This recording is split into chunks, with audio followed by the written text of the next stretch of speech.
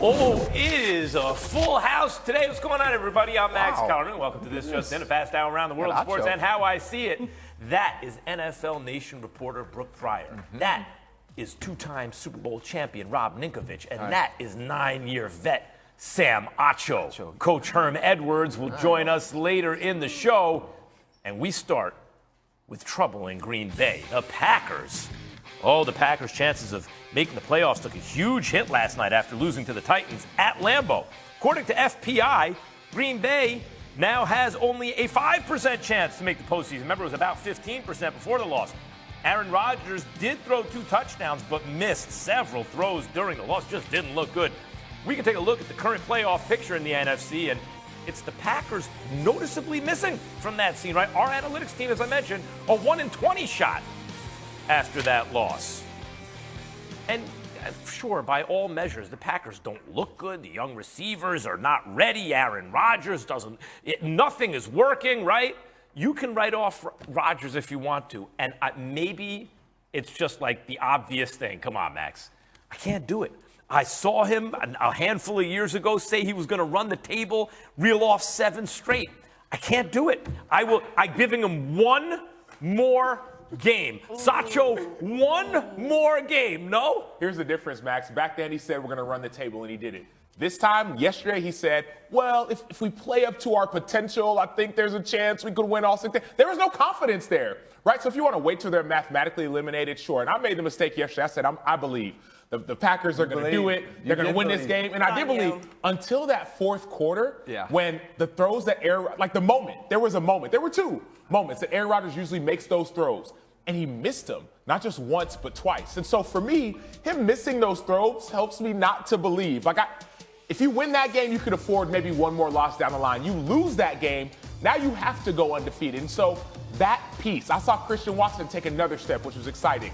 But if Aaron Rodgers ain't doing it like we thought he was going to do it in the fourth quarter in crunch time, what else do you want me to say? Brooke, these gentlemen have a ton of experience playing at the highest level, but I have a lot of experience watching them play. And let me tell you what I have learned in my almost 50 years on this planet Earth, almost all of them watching sports for way too much of the time.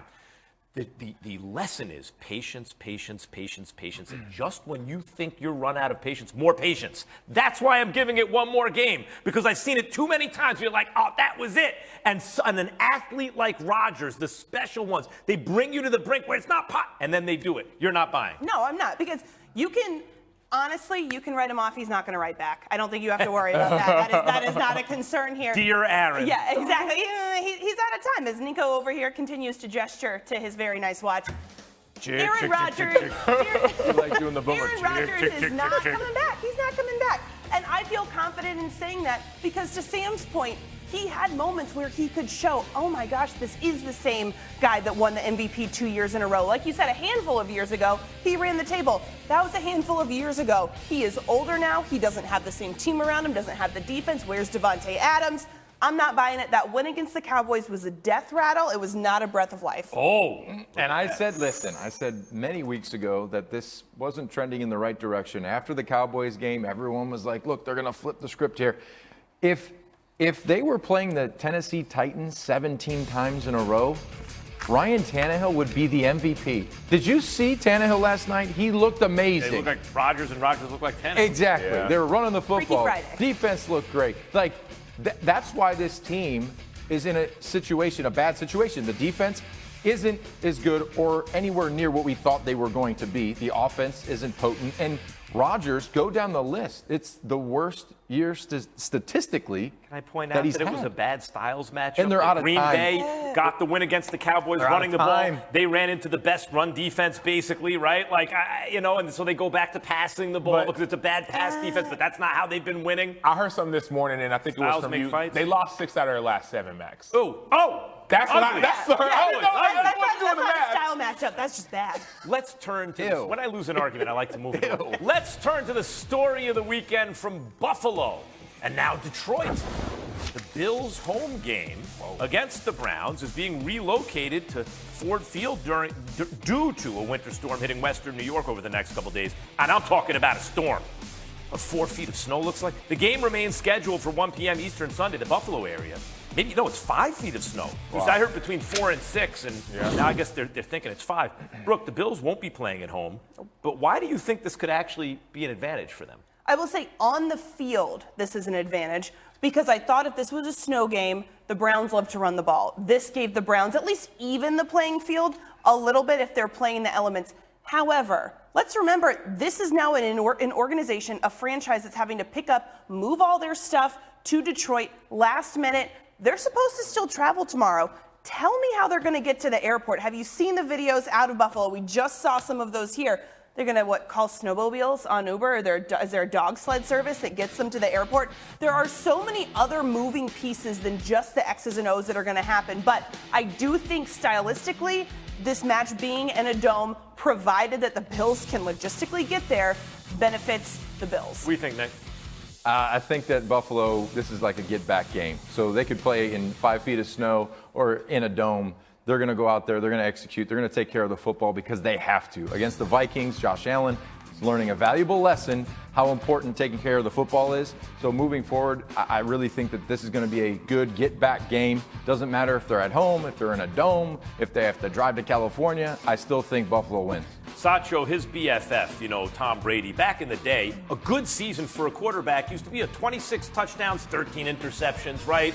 However many, 35, 4,000 yards. That was like, oh, that's a really good quarterback. Josh Allen right now is being heavily criticized for leading the league in interceptions with 10 to 20 touchdowns. Like, not that long ago, that's not that bad, right? What are you expecting from Josh Allen after facing decision-making criticism? Well, the problem is, Max, it's not that bad maybe overall, but the last 3 weeks he's thrown 2 picks in each of those games. Over the last 4 weeks, he has 6 total touchdowns. In the red zone. In the red zone. 6 total touchdowns and 6 interceptions. So the decision-making is actually bad. And he had issues with this coming out of college. That was one of the things they needed to improve, the interceptions. And so what happened? Brian Daboll, offensive coordinator, helped accentuate his good things, the big arm, down the field, running the ball, and helped to limit the bad, the interceptions, the decision-making. Well, who's not there anymore? Brian Daboll, offensive coordinator. Now it's Ken Dorsey. We're seeing the good, downfield passing, big arm, making people miss, critical moments. But the bad is starting to pop up again. And so until we can limit that, I think we'll still see some of these issues and Josh Allen trying to force the ball into tight spaces where he may not need to do it in order to get a win against a team like the Browns. What it comes down to me, do I think Josh Allen's a special quarterback or not? I do. Yes. I think he is going to go down as a legendary quarterback. So I thought this about Lamar Jackson. Started off hot, started making bad decisions in the fourth quarter. Also a guy who obviously runs a lot, right? I thought, he's going to clean that up. That ain't going to happen all year. Couple weeks like that, he cleaned it up. I'm expecting the same thing from Josh Allen, right? He had his couple of bad weeks, bad decisions, fourth quarter.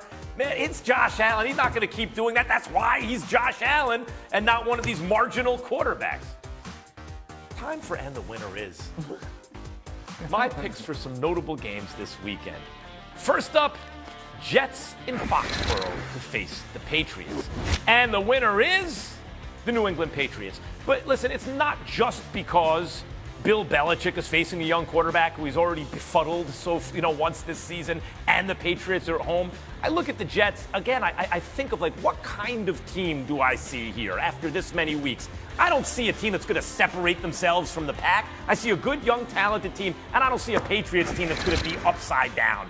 I think the Patriots win this game. Next up, Lions facing my Giants. And the winner is, I'm sorely tempted to take the Lions. I hate to say it, but I'm going with my G-men because it's too close for me to sell them out. But man, the Giants keep winning close games and Detroit can put points up on the board. I'm going to take the Giants because they're at home, but I think this is going to be a very close game. And finally, the Rams face the Saints in the Who Cares Bowl. And the winner is, I'm taking the Saints, I guess, because the Rams just look cooked to me, right? But this is like a bad news season for both teams. I think it's worse news for the Rams. They just don't look right. And as Mike T has said, it's going to be a long, cold couple of years for this team, I think. All right, guys,